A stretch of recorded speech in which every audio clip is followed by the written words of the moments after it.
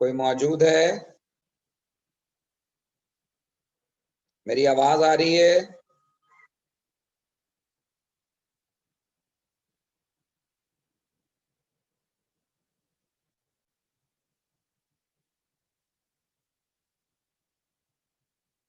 हाँ जी, बोलिए, क्या करवाया था लास्ट क्लास में मैंने?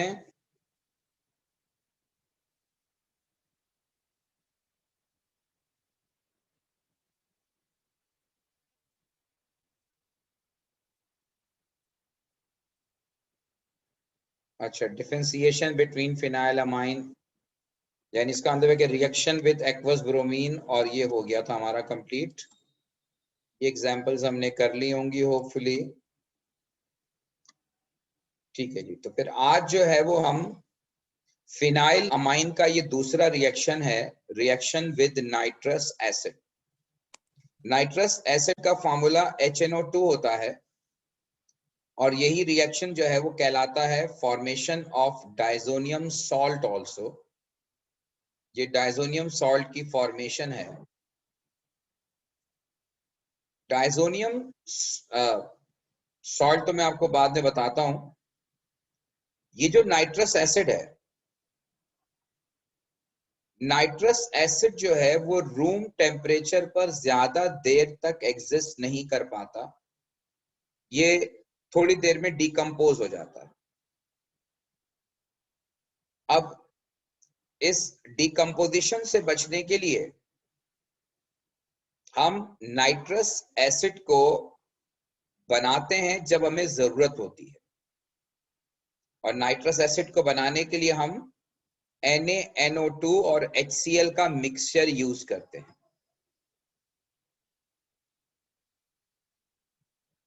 NaNO2 और HCl का मिक्सचर यूज करते हैं, सोडियम नाइट्राइट और HCl का। अच्छा, ये जब हमें जरूरत होती है नाइट्रस एसिड की, हम इन दोनों को मिलाते हैं। इस इक्वेशन में आप देखें HNO2 प्रोड्यूस हो, और फिर ये नाइट्रस एसिड आगे रिएक्शन में इस्तेमाल हो। लेकिन मोस्ट ऑफ द पेपर्स में आपको एग्जामिनर जो है वो नाइट्रस एसिड की जगह NaNO2HCl लिखा हुआ देगा, जिसका मतलब इक्वली यही है कि हम नाइट्रस एसिड और HCl यानी नाइट्रस एसिड प्रोड्यूस कर रहे हैं। तो NaNO2 और HCl मिलकर नाइट्रस एसिड ही बना। अच्छा, दूसरी चीज ये है कि यहाँ जो डाई एजोनियम की टर्म इस्तेमाल होती है, यहाँ डाई का मतलब 2 है, एजो नाइट्रोजन को कहते हैं, और ईएम पॉजिटिव आयन को कहते हैं। तो डाइजोनियम का मतलब ये है कि 2 nitrogen have positive charge, 2 nitrogen have positive charge, इसे हम डाइजोनियम कहते हैं। अब फिनाइल अमाइन को जब आप NaNO2 और HCl के साथ रिएक्ट करवाते हैं, एक और इंपॉर्टेंट बात यह है कि टेम्परेचर यहां पर लो मेंटेन करना होता है। नॉर्मली 5 डिग्री सेंटीग्रेड रिकमेंडेड है, इसीलिए ये रिएक्शन या तो आइस में किया जाता है या फिर कोल्ड वाटर में किया जाता है, और मैक्सिमम 5 to 10 भी अलाउड है, लेकिन आइडियल कंडीशन 5 है या लेस देन 5। इसकी वजह यह है कि जो इस रिएक्शन का प्रोडक्ट है, अगर आप टेम्परेचर को लो नहीं रखेंगे तो इस रिएक्शन का प्रोडक्ट जो है, जो कि डाइजोनियम सॉल्ट है, वो डाइजोनियम सॉल्ट डिकम्पोज हो जाता है, ब्रेक डाउन हो जाता है। तो डाइजोनियम सॉल्ट के डिकम्पोज होने से बचने के लिए उसको, इस रिएक्शन को लो टेम्परेचर पे परफॉर्म करना जरूरी है। इवन अगर आप रूम टेम्परेचर पे भी ये रिएक्शन करेंगे तो डाइजोनियम सॉल्ट तो बनेगा, लेकिन वो इमीडिएटली डिकम्पोज होकर नाइट्रोजन गैस रिलीज हो जाएगी। इसलिए ये रिएक्शन रूम टेम्परेचर पर भी ये प्रोडक्ट सरवाइव नहीं करता, इसके लिए लो टेम्परेचर होना जरूरी है। अब रिएक्शन क्या होता है, मैकेनिज्म हमारे सिलेबस का पार्ट नहीं है, हमें सिर्फ कन्वर्जन जो है वो जहन में रखनी है कि बेंजीन के साथ NH2 ग्रुप डायरेक्टली अटैच्ड है, ये अमाइनो बेंजीन है या फिनाइल अमाइन है, और ये फिनाइल अमाइन NaNO2 और HCl के साथ रिएक्ट करके at low temperature it turns to N2 positive Cl negative. N2 positive Cl negative would be the product. ये N2 पॉजिटिव Cl नेगेटिव, इसी को डाईएजोनियम कहते हैं। और इस कंपाउंड को हम पढ़ते हैं बेंजीन डाईएजोनियम क्लोराइड। और जैसे मैंने लिखा है कि this product is stable at low temperature. ये प्रोडक्ट जो है ये लो टेम्परेचर पर स्टेबल होता है। तो बेंजीन डाइजोनियम क्लोराइड इस प्रोडक्ट का नाम है। इसे कॉमनली डाइजोनियम सॉल्ट भी कहते हैं। और इसको लिखने का जो एक अंदाज है, एक तो ये है कि आप N2 पॉजिटिव Cl नेगेटिव लिखें, और इसको लिखने का जो दूसरा अंदाज है वो ये है कि N triple bond N positive Cl negative, N triple bond N positive, क्योंकि इसमें N और N के दरमियान ट्रिपल बॉन्ड होता है। तो ये ऊपर वाले तरीके से लिखें या इस तरीके से लिखें, आप दोनों एक्सेप्टेबल हैं। कभी कभार पेपर में इस फॉर्म में लिखा हुआ होता है, कभी कभार इस फॉर्म में लिखा होता है, बट मोस्टली ये N2 पॉजिटिव Cl नेगेटिव की फॉर्म में ही लिखा जाता है। अब बाकी जो साइड चेन्स होंगी, बाकी जो ब्रांचेस होंगी अगर बेंजीन रिंग पर, तो वो तो एज इट इज आएंगी। जैसे अगली एग्जांपल में आप देखिए। अच्छा हाँ, एक बात और, इस रिएक्शन को डाईएजोटाइजेशन कहा जाता है। ये जो रिएक्शन है जिसमें डाइजोनियम सॉल्ट बनता है, इस रिएक्शन को डाईएजोटाइजेशन कहा जाता है। इस रिएक्शन का नाम है डाइजोनियम सॉल्ट की फॉर्मेशन जो है, इसका नाम डाईएजोटाइजेशन। अच्छा, वैसे ये एसिड बेस रिएक्शन है क्योंकि इसमें नाइट्रस एसिड एसिड है और अमाइंस जो है वो बेस है। तो वैसे ये एसिड बेस रिएक्शन है, लेकिन डाइजोनियम सॉल्ट बनने की वजह से इस रिएक्शन को डाईएजोटाइजेशन भी कहा जाता है। अच्छा जी, अब नेक्स्ट एग्जाम्पल में आप देखिए कि मैंने यहाँ NH2 तो लिया है, फिनाइल अमाइन है, और इसके साथ ये Cl जो है मौजूद है ऑलरेडी। और जब आप फिनाइल अमाइन को रिएक्ट करवाते हैं विद NaNO2HCl 5 डिग्री सेंटीग्रेड, तो ये जो फिनाइल अमाइन है, ये फिनाइल अमाइन कन्वर्ट होता है into N2 positive Cl negative. ये डाइएजोनियम सॉल्ट बनता है, ये डाइएजोनियम सॉल्ट बनता है, ये डाइएजोनियम सॉल्ट है। NH2 की जगह N2 पॉजिटिव Cl नेगेटिव बनता है। और इसके साथ क्लोरो ग्रुप जो था, जो कि ब्रांच में था, वो अपनी जगह रहेगा, उस पर कोई फर्क नहीं पड़ेगा। अच्छा जी, अब ये नेक्स्ट कन्वर्जन है, इसमें आपको A, B और C आइडेंटिफाई करना है। 2-3 मिनट आपको मैं दे रहा हूं, try to identify structure of A, B and C।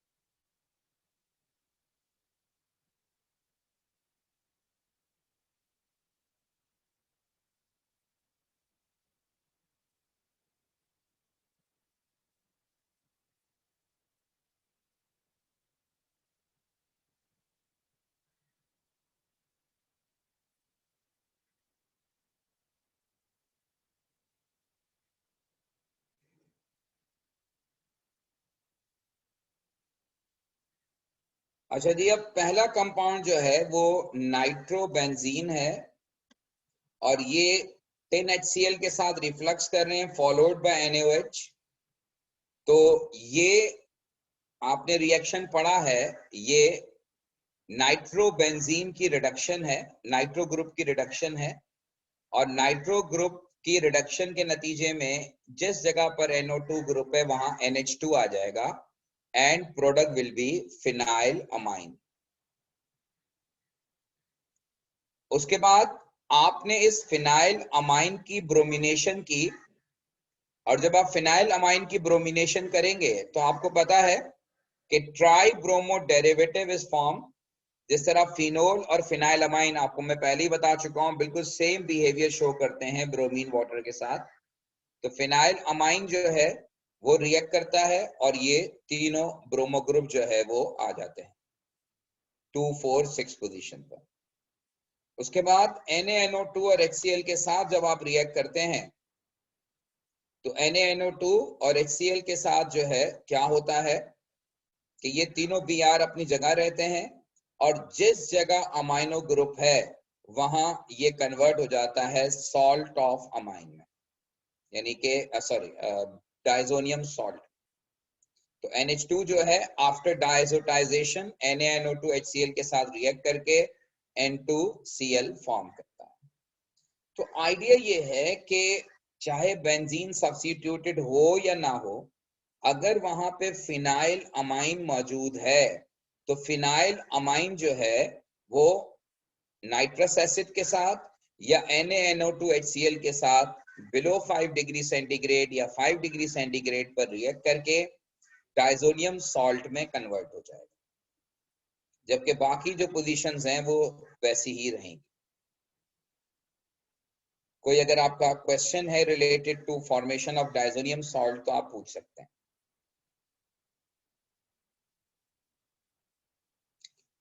अच्छा, अब ये डाइजोनियम सॉल्ट के दो रिएक्शंस हमारे सिलेबस का पार्ट है। ये डाइजोनियम सॉल्ट जो है ये एक बहुत ही इंपॉर्टेंट काम में आता है, और ये आज भी बहुत इसकी इंपॉर्टेंस है। ये एक रिएक्शन देता है जिसका नाम है कपलिंग रिएक्शन, और ये रिएक्शन होता है रिएक्शन विद फिनोल। अगर आपको याद हो, जब मैंने फिनोल की आपको रिएक्शन डायग्राम बनवाई थी तो आपको उस वक्त मैंने कहा था कि phenol is used to make azo dyes. आज ये रिएक्शन हम कर रहे हैं कि ये एजोडाई कैसे बनाता है। एजोडाई बनाने के लिए इसका यानी कि डाइजोनियम सॉल्ट का और फिनोल का कपलिंग रिएक्शन होता है। डाइजोनियम सॉल्ट का और फिनोल का कपलिंग रिएक्शन होता है। कपलिंग रिएक्शन में क्या होता है?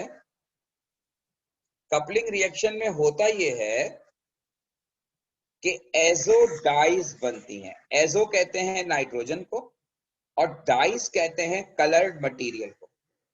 पुराने जमाने में जो डाइज इस्तेमाल होती थी वो आमतौर पर जो है वो नेचुरल एक्सट्रैक्ट से डाई निकाली जाती थी। बहुत सारे फ्रूट्स, बहुत सारे जो है वो एनिमल्स, उनके अंदर जो है वो उनके अंदर डाइज मौजूद होती हैं, उनमें से डाइज एक्सट्रैक्ट की जाती है और फिर पुराने जमाने में वही कलर के लिए इस्तेमाल किया जाता था। आज भी अगर आप चुकंदर ले लें और उसको हाथ में थोड़ी देर रखें तो आपके हाथ जो है वो रेडिश से हो जाते हैं। तो एक्चुअली वो डाई को ही रिप्रेजेंट करता है, उसके अंदर डाई है, कलर्ड मटेरियल है। लेकिन एजोडाई का मतलब है कि इसमें नाइट्रोजन कंटेनिंग कलर्ड मटेरियल है, और ये एजोडाइज जो है एक बड़ा अरसे तक आज भी इस्तेमाल होती हैं। लेकिन ये समझ लें इनिशियल डेज में ये डाई सिंथेसाइज की गई, और ये कपड़े को कलर करने के लिए जो डाइज इस्तेमाल की जाती थी शुरू में, वो यही एजोडाइज थी। तो एजोडाइज का बहुत इंपॉर्टेंट कंट्रीब्यूशन है कलर्ड कंपाउंड बनाने में। लेकिन अब आज के दौर में एजोडाइज का इस्तेमाल जरा कम हो गया है। उसकी बुनियादी वजह यह है कि ये चूंकि इनमें पता चला है कि ये डाइज जो है वो इनकी वजह से कैंसर होता है, लिहाजा अब ये इस्तेमाल इनका निस्बतन कम कर दिया गया है, बट स्टिल ये बहुत सी जगहों पे अब भी इस्तेमाल होती है। इस रिएक्शन को कपलिंग रिएक्शन कहते हैं। कपलिंग रिएक्शन का मतलब ये होता है कि इसमें फिनोल और डाइजोनियम सॉल्ट जो है ये एक दूसरे के साथ कपल करते हैं, मिलते हैं, कनेक्ट होते हैं। और दूसरी बात ये है कि हम यहां पर ये डाइजोनियम सॉल्ट का जो मैंने फॉर्मूला लिखा है, इस फॉर्मूले में आप देखिए कि N2 पॉजिटिव और Cl नेगेटिव है। N2 पॉजिटिव यानी नाइट्रोजन पे पॉजिटिव चार्ज होने की वजह से ये नाइट्रोजन एक्ट करता है एज एन इलेक्ट्रोफाइल, और आप जानते हैं कि बेंजीन के जो रिएक्शंस होते हैं वो ज्यादातर इलेक्ट्रोफिलिक सब्स्टिट्यूशन रिएक्शंस होते हैं। तो यहां पर ये जो डाई एजोनियम ग्रुप है, ये N2 पॉजिटिव, ये बेंजीन के साथ N2 पॉजिटिव जो है ये पूरा पार्ट एज इलेक्ट्रोफाइल एक्ट करता है, बट इसमें एक्चुअली इलेक्ट्रोफाइल N2 पॉजिटिव। दूसरी बात, ये OH ग्रुप जो है, जो फिनोल है,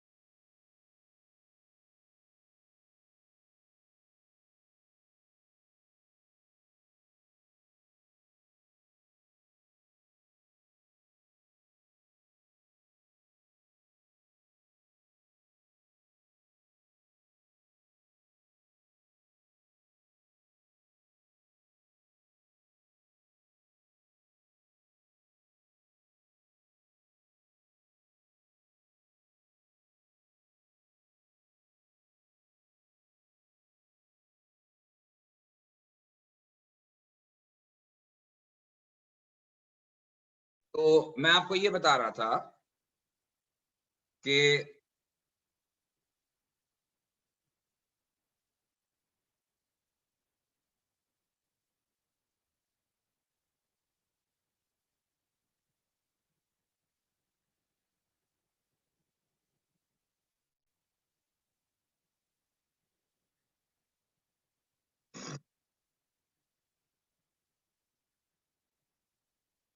अच्छा जी, तो मैं आपको ये बता रहा था कि ये डायजोनियम आयन जो है ये पॉजिटिव आयन है, और ये पॉजिटिव आयन जो है वो इस पोजीशन पर आकर जो है वो अटैक करता है, पोजीशन 4 पर।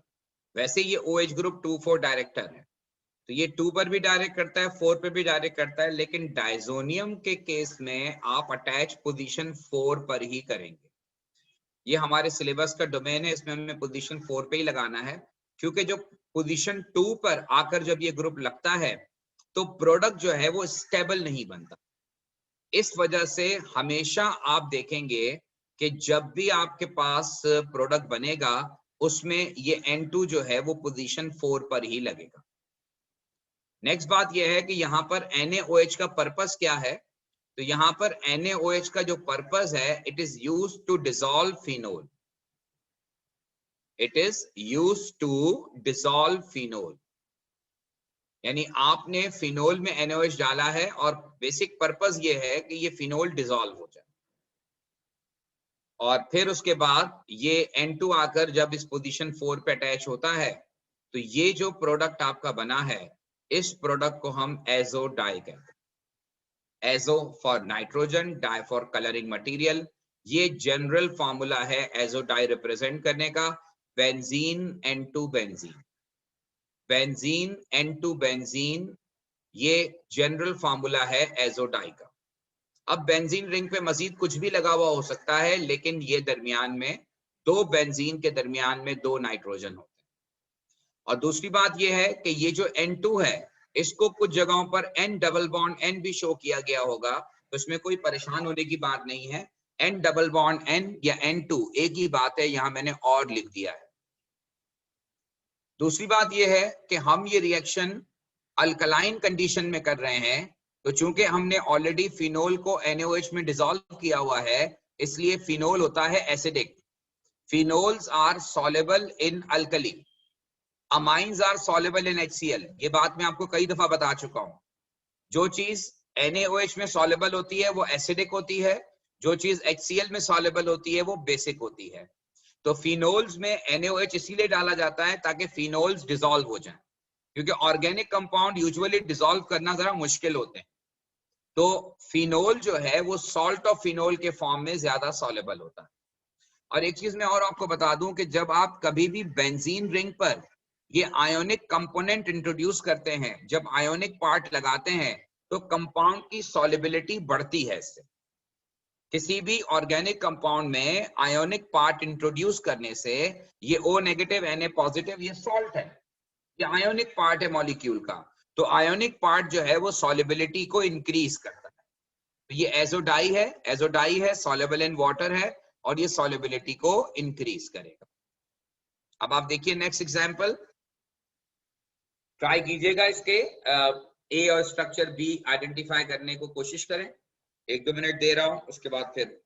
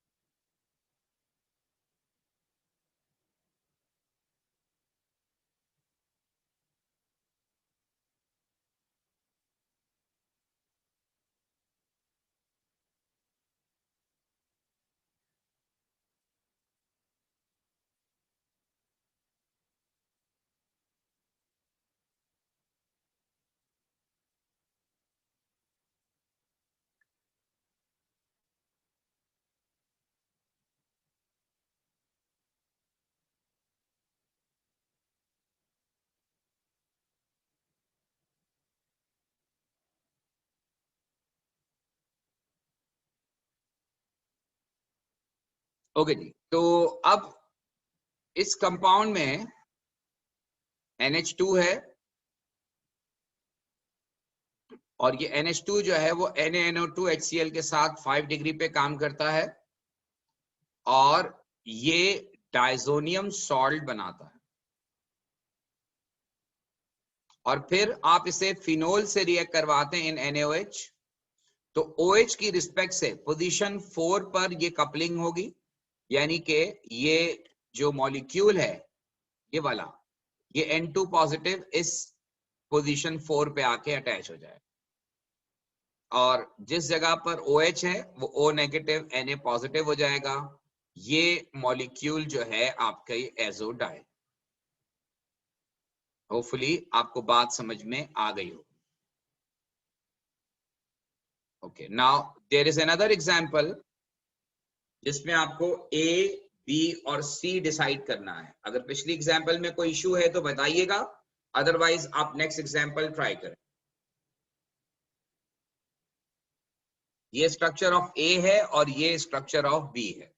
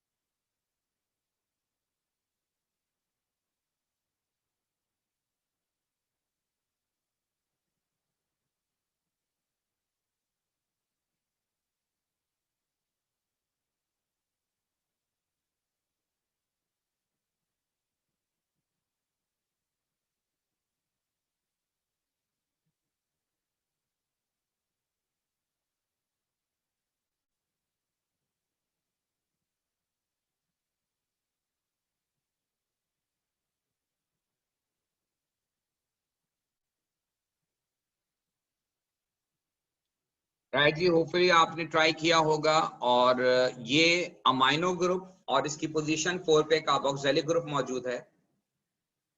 जब आप इसे ब्रोमीन वाटर से रिएक्ट करवाएंगे तो फिनाइल अमाइन के रिस्पेक्ट से ये ट्राई सब्स्टिट्यूशन होता है, लेकिन ये वाली पोजीशन ऑलरेडी इंगेज होने की वजह से ये दो पोजीशंस हैं जहां पर जो है वो ग्रुप आकर Br अटैच होगा, यानी कि डाई ब्रोमो बनेगा।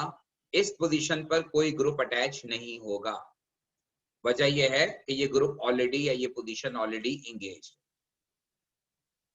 नेक्स्ट, जब आप इस कंपाउंड को रिएक्ट करवाएंगे विद NaNO2 HCl के साथ 5 डिग्री पर, तो जिस जगह पर NH2 है, फिनाइल अमाइन है, it will convert into diazonium salt. ये डाइजोनियम सॉल्ट में कन्वर्ट हो जाए। और फिर जब आप इसे फिनोल के साथ रिएक्ट करवाएंगे, लेकिन यहां जो मैंने फिनोल लिया है, इस कंपाउंड को कहा जाता है 1-नेफ्थॉल। इसे 1-नेफ्थॉल कहा जाता है। नाम आपको याद नहीं तो कोई बात नहीं, लेकिन बहरहाल ये फिनोल है क्योंकि OH ग्रुप जो है वो बेंजीन रिंग से डायरेक्टली कनेक्टेड। जब OH ग्रुप बेंजीन रिंग से डायरेक्टली कनेक्टेड है तो OH की रिस्पेक्ट से ये पोजीशन 4 बनती है। तो ये जो हमारा सॉल्ट है, डाइजोनियम सॉल्ट, इसका जो N2 है, ये N2 जो है इस पोजीशन पे जाके अटैच होगा। आप देखिए मैंने किस तरह से लिखा है कि इस N2 को हमने अटैच किया है इस OH की रिस्पेक्ट से पोजीशन 4 पर, और फिर इस बेंजीन रिंग के साथ एक और बेंजीन रिंग कनेक्टेड है। ये OH कन्वर्ट हो जाएगा ONA में। वजह यह है कि फिनोल है और फिनोल NaOH में सॉल्ट बनाता है। और एक और खास बात इसके अंदर यह है कि एक तरफ कार्बोक्सिलिक ग्रुप है, और आप जानते हैं कि carboxylic group acidic in nature होता है, और कार्बोक्सिलिक एसिड के एसिडिक होने की वजह से ये कन्वर्ट हो जाएगा into salt of carboxylic acid. ये कन्वर्ट हो जाएगा into salt of carboxylic acid. तो ये CO2 नेगेटिव Na पॉजिटिव बनेगा। ये CO2 नेगेटिव Na पॉजिटिव बनेगा। तो ये जो है वो बात हो गई इससे रिलेटेड। अब इसमें अगर आपको कोई कंफ्यूजन है रिलेटेड टू फॉर्मेशन ऑफ एजोडाइज तो आप पूछ सकते हैं।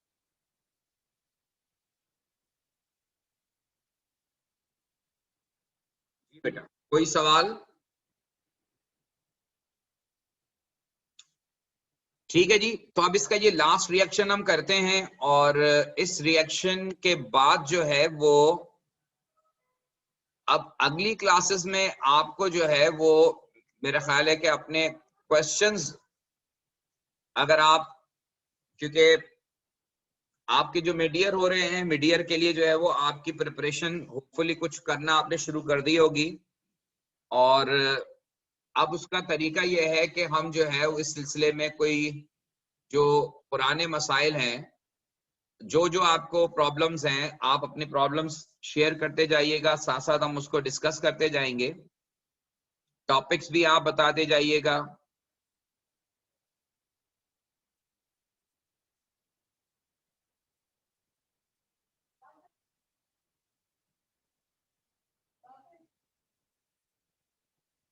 तो जो जो भी टॉपिक में आपको इश्यूज हैं, जो प्रॉब्लम्स हैं, यहीं पर मैं फिलहाल इसको रोक दूंगा मिड ईयर से पहले। और नेक्स्ट 2 क्लासेस जो हमारी होंगी उसमें हम जो भी आप पास पेपर करना चाहें, जो टॉपिक के पास पेपर करना चाहें, या जो भी आपके मसले मसाइल हों, उनको हम डील करेंगे। फिर इंशाल्लाह हम उसके बाद जब आपके मिड ईयर खत्म हो जाएंगे, उसके बाद फिर हम जब स्टार्ट करेंगे तो फिर हम अमाइड से स्टार्ट करेंगे। या हो सकता है कि नेक्स्ट क्लास में छोटा सा पार्ट है अमाइड का, वो भी मैं कंप्लीट करा दूं ताकि ये नाइट्रोजन कंपाउंड से मामला हमारा खत्म हो जाए। फिर उसके बाद हम इंशाल्लाह आपकी जो क्यूरीज होंगी उसको डिस्कस करेंगे। हाइड्रोलिसिस या इसको डिकम्पोजिशन कहते हैं, ये डाइजोनियम सॉल्ट का दूसरा रिएक्शन। एक रिएक्शन डाइजोनियम सॉल्ट का ये था कि हमने इससे एजो डाई फॉर्म की जब हमने इसको फिनोल के साथ रिएक्ट करवाया। दूसरा रिएक्शन जो है वो हाइड्रोलिसिस या डिकम्पोजिशन का रिएक्शन है। मैंने आपको कहा था कि डायजोनियम सॉल्ट जो होता है ये लो टेम्परेचर पे स्टेबल होता है, हाई टेम्परेचर पर जो है डायजोनियम सॉल्ट की स्टेबिलिटी नहीं होती। हाई टेम्परेचर पर क्या होता है वो ये कहानी। हाई टेम्परेचर पे ये होता है कि डायजोनियम सॉल्ट को अगर आप डायजोनियम सॉल्ट को above 10 डिग्री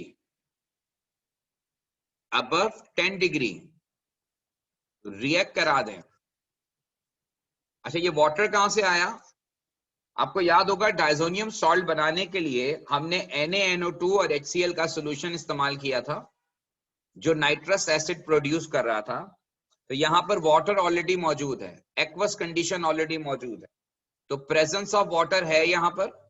अब अगर वाटर की प्रेजेंस में आप डायजोनियम सॉल्ट को अगर अबव 10 डिग्री यानी टेम्परेचर अगर 5 से नीचे नहीं रहेगा या 10 से अबव हो जाएगा तो फिर ये जो डायजोनियम सॉल्ट है ये डिकम्पोज हो जाता है, ये स्टेबल नहीं रहता, बल्कि ये डिकम्पोज होकर फिनोल में कन्वर्ट हो जाता है with the removal of nitrogen and HCl।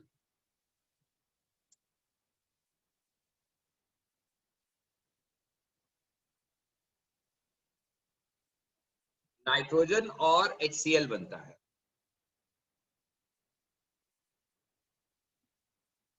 अच्छा, अब एक बात और बता दूं, अब तक मैं आपसे ये कहता रहा था कि बेंजीन पर वंस कोई ग्रुप आ जाता है तो आप उसको रिप्लेस नहीं कर सकते, but now this is the only reaction, जी Armaan, this is the only reaction जिसमें आप जो है वो OH ग्रुप को रिप्लेस कर सकते हैं। आई मीन डायजोनियम सॉल्ट चूंकि काफी अनस्टेबल होता है इसलिए इसकी हाइड्रोलिसिस पॉसिबल होती है, और जिस जगह पर N2 होता है ये नाइट्रोजन गैस की फॉर्म में रिलीज हो जाता है और वाटर का OH आकर यहां पर अटैच हो जाता है, वाटर का OH आकर यहां पर अटैच हो जाता है। और ये रिएक्शन फिनोल की प्रिपरेशन में इस्तेमाल होता है, यानी आप बेंजीन पर OH ग्रुप डायरेक्टली नहीं ला सकते, बल्कि आप बेंजीन पर OH ग्रुप इनडायरेक्टली लाते हैं। और ये आप देखिए मैंने कन्वर्जन बताया है ऑर्गेनिक सिंथेसिस के पॉइंट ऑफ व्यू से कि बेंजीन फिनोल में डायरेक्टली कन्वर्ट नहीं हो सकता, बल्कि बेंजीन को फिनोल में कन्वर्ट करने के लिए पहले आपको बेंजीन की नाइट्रेशन करनी होती है। नाइट्रेशन ऑफ बेंजीन से नाइट्रोबेंजीन बनता है, then nitrobenzene is reduced, reduction of nitrobenzene tin and HCl के साथ जब आप हीट इंटर रिफ्लक्स करते हैं तो फिनाइल अमाइन बनता है, और फिर वो फिनाइल अमाइन NaNO2 HCl के साथ डाई एजोटाइजेशन रिएक्शन होता है, डायजोनियम सॉल्ट बनता है, और फिर डायजोनियम सॉल्ट को जब आप हीट करते हैं तो फिनोल बनता है। यानी बेंजीन फिनोल में डायरेक्टली कन्वर्ट नहीं हो सकता। ये पूरा इनडायरेक्ट वे है कि how to convert benzene into phenol.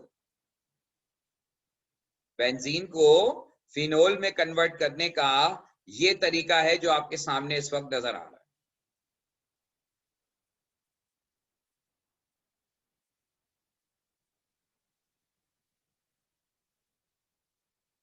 Hopefully आपको ये बात क्लियर हो गई होगी। अब अगर इससे रिलेटेड कोई क्वेश्चन है आपका तो आप पूछ सकते हैं।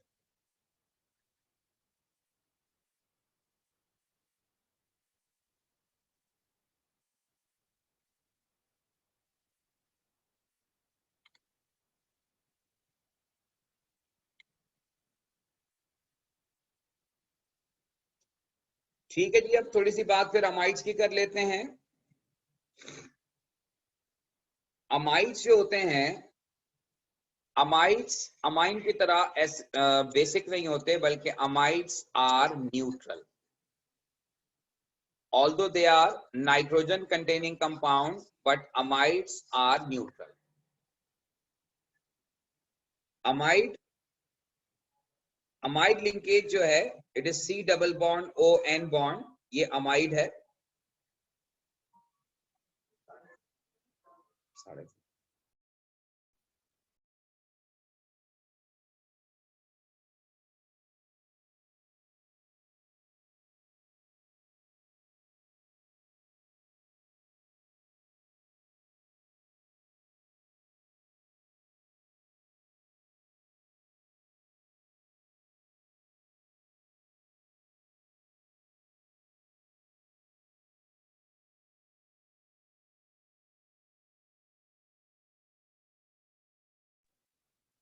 अच्छा जी, तो C डबल बॉन्ड ON, इस बॉन्ड को हम अमाइड लिंकेज कहते हैं। अब यहाँ N की जो रिमेनिंग 2 वैलेंसीज हैं, इनके साथ 2 हाइड्रोजन भी हो सकते हैं, इनके साथ 1 हाइड्रोजन और 1 कार्बन की चेन भी हो सकती है, और इवन इन दोनों बॉन्ड के साथ कार्बन की 2 चेन भी हो सकती हैं। ये सारे अमाइड कहलाते हैं, लेकिन एक्चुअल जो अमाइड लिंकेज है वो C डबल बॉन्ड ON है। ये अमाइड लिंकेज, ये अमाइड लिंकेज है C डबल बॉन्ड ON। अब कार्बोक्सिलिक एसिड और अमाइंस को अगर आप हीट अंडर रिफ्लक्स कर दें तो ये अमाइड में कन्वर्ट हो जाते हैं। लेकिन आपने अभी रिसेंटली जो रिएक्शन पढ़ा है इसका, वो ये पढ़ा है कि acyl chloride reacts with ammonia और अमाइंस टू प्रोड्यूस अमाइड। ये रिएक्शन ऑलरेडी आपने किया हुआ है अमाइड की प्रिपरेशन का, इसलिए इसको कोई बहुत ज्यादा इस पे कॉन्सेंट्रेट करने की जरूरत नहीं है। एसाइल क्लोराइड में मैं आपको काफी डिटेल में एग्जांपल्स ये करवा चुका हूं। अब जैसे आप इस रिएक्शन को देखिए जो यहाँ पे मैंने फर्स्ट एग्जांपल लिखी है, ये एसाइल क्लोराइड का स्ट्रक्चर है और ये अमाइंस है। अब एसाइल क्लोराइड और अमाइंस जब आपस में रिएक्ट करते हैं तो एसाइल क्लोराइड का Cl और अमाइंस का हाइड्रोजन ये मिलकर HCl बना देते हैं, और इस CO के साथ यहां से नाइट्रोजन का N कनेक्ट हो जाता है। CO के साथ नाइट्रोजन का N कनेक्ट हो जाता है और ये लिंकेज जनरेट होता है जिसको आप अमाइड लिंकेज कहते हैं। और इस कंपाउंड का नाम है प्रोपाइल इथेनामाइड।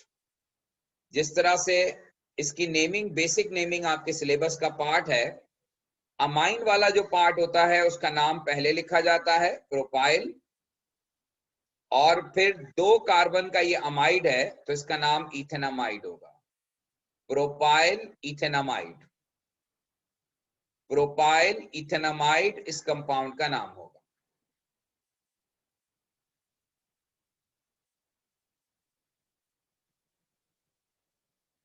इसी तरह से आप देखिए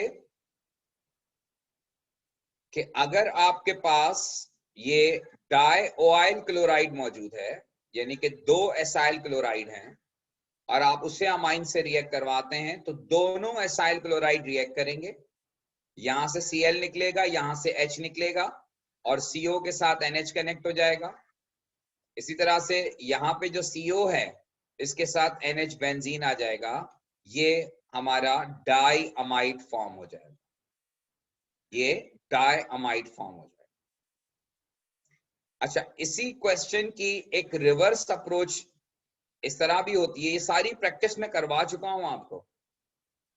इसकी रिवर्स अप्रोच ये होती है कि which 2 compounds were used to make given amide। ये आपको अमाइड का स्ट्रक्चर गिवन है। अमाइड के स्ट्रक्चर में ये जो CO वाला पार्ट है ये एसाइल से आता है, एसाइल क्लोराइड से आता है, और ये जो NH वाला पार्ट है ये अमाइन से आता है, ये अमाइन से आता है। तो ये एसाइल से आता है, ये अमाइन से आता है। तो अब आप यहां से CON से बॉन्ड को 2 हिस्सों में मॉलिक्यूल को डिवाइड करेंगे, NH के साथ NH2 हो जाएगा और CO के साथ Cl आ जाएगा, CO के साथ Cl आ जाएगा। ये 2 प्रोडक्ट्स बनेंगे इस रिएक्शन।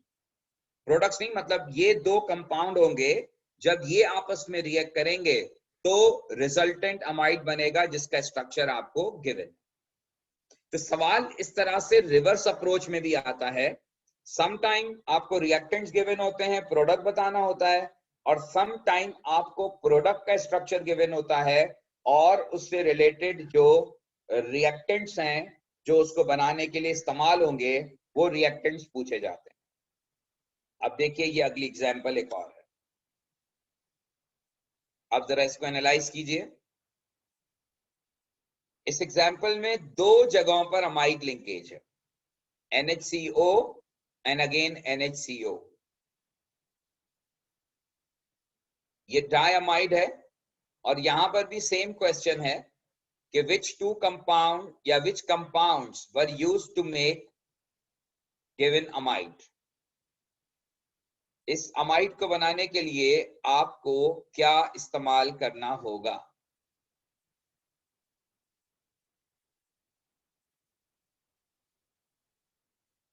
अब मैंने यहां पर वही NHCO से मॉलिक्यूल को अलग किया, तो NH वाले पार्ट के साथ NH2 हो जाएगा, और इसी तरह से यहां से हमने मॉलिक्यूल को अलग किया CH3CO, तो CH3CO के साथ Cl आ जाएगा, CH3CO के साथ Cl आ जाएगा। उसके बाद नेक्स्ट CH2 ये NH है, ये NH2 हो जाएगा, NH के साथ NH2 हो जाएगा और CO के साथ Cl आएगा। यानी इस एक ही कंपाउंड के अंदर अमाइनो ग्रुप भी है और एसाइल क्लोराइड भी है। तो ये तीन कंपाउंड जब आपस में मिलेंगे तो ये वाला अमाइड फॉर्म होगा। सुकून से देख लीजिए, अगर किसी किस्म का कोई सवाल है तो आप पूछ लीजिए।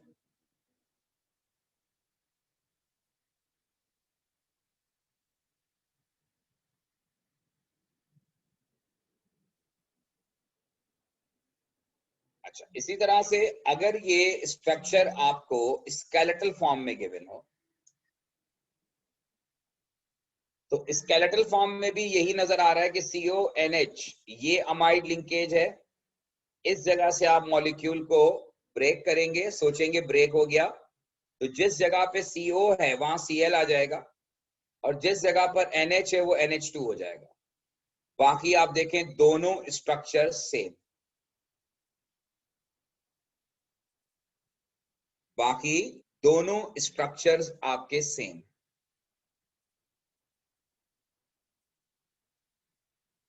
कोई कंफ्यूजन, कोई सवाल?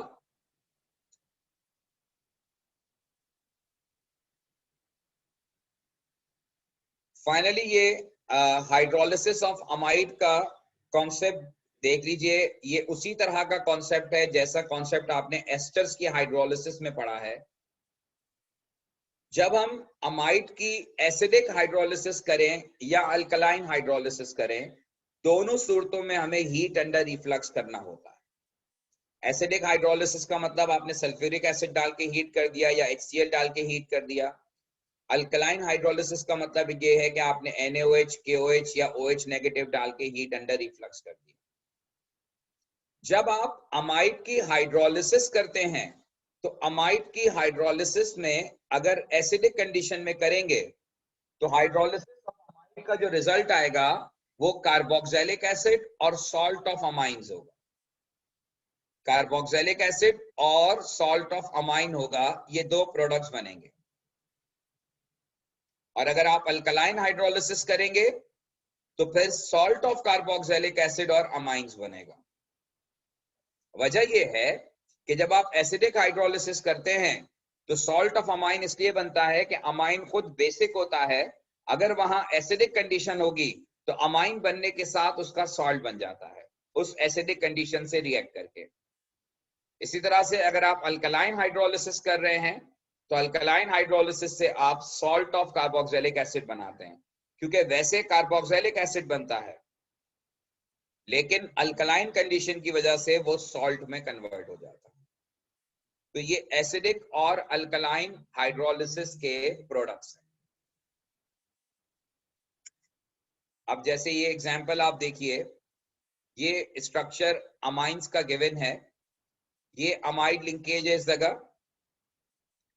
अब उसी तरह से आप सोचेंगे कि जहां CO है ये एसिड वाला पार्ट होगा, और जहां NH है वो अमाइन वाला पार्ट होगा।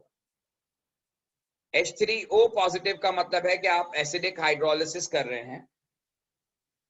H3O पॉजिटिव का मतलब है कि आप एसिडिक हाइड्रोलिसिस कर रहे हैं, और एसिडिक हाइड्रोलिसिस का resultant product will be carboxylic acid and salt of amine. अब देखें, अमाइन वाली साइड पर एक कार्बन है, तो अमाइन वाली साइड पे जब एक कार्बन है तो CH3NH, वैसे NH2 होना चाहिए, but due to acidic condition ये NH3 पॉजिटिव बनेगा, यानी सॉल्ट ऑफ अमाइन। और इधर 3 कार्बन का एसिड है, तो ये 3 कार्बन का कार्बोक्सिलिक एसिड बन गया। तो अमाइंस की हाइड्रोलिसिस और एस्टर की हाइड्रोलिसिस बिल्कुल एक जैसी होती है। अच्छा, अगली एग्जांपल जो मैंने यहां पे शो की है,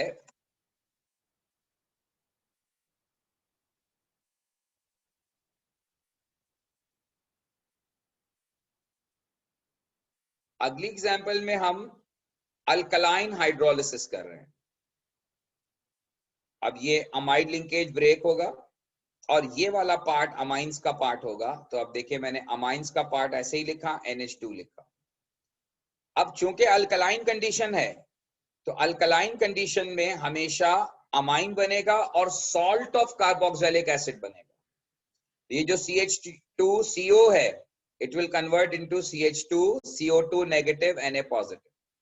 ये CO2 नेगेटिव Na पॉजिटिव बनेगा, सॉल्ट ऑफ कार्बोक्सिलिक एसिड। और इसी तरह से ये जो फिनोल है, it will convert into salt of phenol. ये जो फिनोल है ये सॉल्ट ऑफ फिनोल बन जाएगा, क्योंकि अल्कलाइन कंडीशन में फिनोल जो होता है it will convert into salt of phenol. Alkaline condition में आपको पता है कि फिनोल जो होते हैं वो सॉल्ट ऑफ फिनोल में कन्वर्ट हो जाते हैं। तो एक तरफ सॉल्ट ऑफ एसिड बनेगा और एक तरफ सॉल्ट ऑफ फिनोल बनेगा।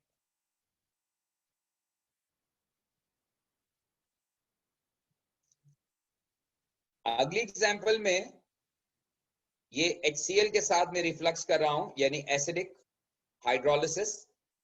अच्छा, अब यहां जो एग्जाम्पल आपको दी है वो ये है कि यहां अमाइड लिंकेज भी है और CO2 का मतलब ये है कि एस्टर लिंकेज भी है। पहले अमाइड की बात करते हैं। अमाइड लिंकेज यहां से ब्रेक होगा और ये कन्वर्ट होगा इनटू सॉल्ट ऑफ अमाइंस। यहां से ये ब्रेक होगा, ये सॉल्ट ऑफ अमाइन में कन्वर्ट होगा, और यहां ऑलरेडी NH2 मौजूद था तो ये भी सॉल्ट ऑफ अमाइन में कन्वर्ट हो जाएगा। और इधर जो है CO, it will convert into CO2H, और फिर 2 कार्बन CH2 अब ये एस्टर लिंकेज है। एस्टर लिंकेज जब ब्रेक होता है तो कार्बोक्सिलिक एसिड बनता है और अल्कोहल बनता है। तो ये 2 कार्बन का अल्कोहल होगा, CH3CH2OH। ये 3 प्रोडक्ट बनेंगे इस रिएक्शन। इसमें एक अमाइड लिंकेज है और एक इसमें एस्टर लिंकेज।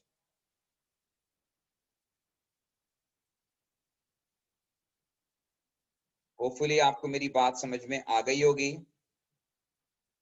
और यही चीज जो है वो हमने स्केलेटल फॉर्म में की है, यहां पर भी यही है। आप देख लीजिए, इसमें भी ब्रेकिंग का पैटर्न, इसमें भी एक एस्टर लिंकेज है और एक अमाइड लिंकेज है।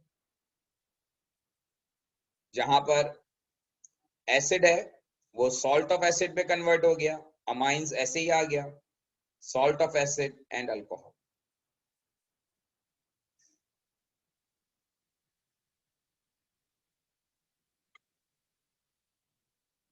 अगर कोई क्वेश्चन है तो पूछ लीजिए।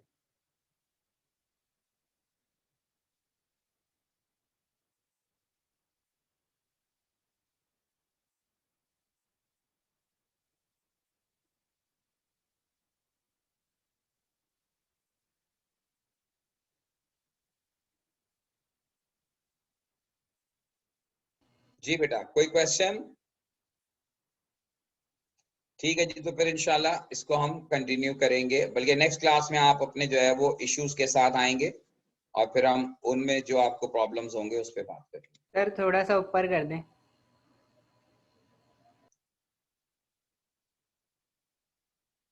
बस सही है, सही है, नीचे नीचे थोड़ा सही, थोड़ा सा और नीचे।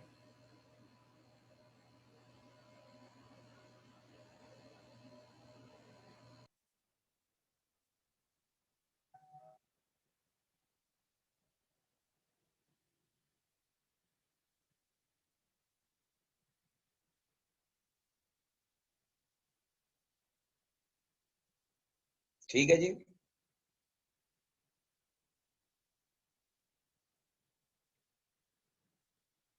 सही है सर।